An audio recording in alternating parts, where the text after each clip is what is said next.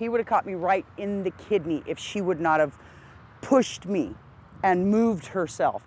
But instead, he caught her here. The stress is still evident as Lynette Sellers describes what she says was a violent attack that happened here on L Street just a little more than 24 hours ago. We were looking at the trees and the flowers and everything, and the next thing we knew, this guy that was like this came busting right through us, knocked us almost down. That man, police say, is 34-year-old Thomas Murphy. Sellers says he started cursing at her and her friend Catherine Miller, telling them to get off his street.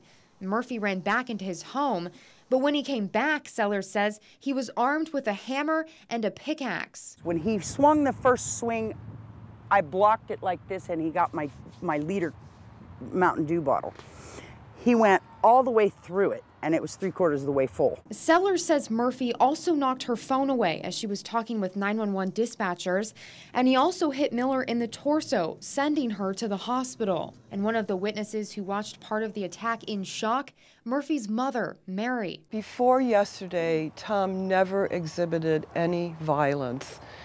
Never. People would be afraid of him because he'd be very intense in his beliefs. Mary Murphy says her son suffers from schizophrenia and he's been off his meds.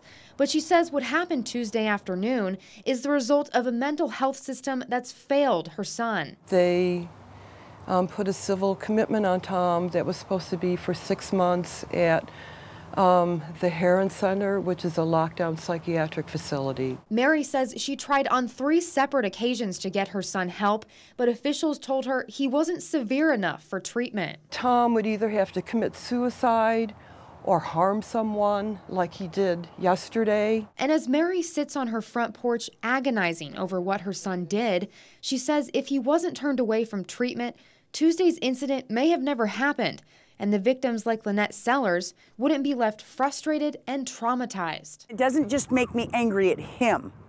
It makes me angry at the system.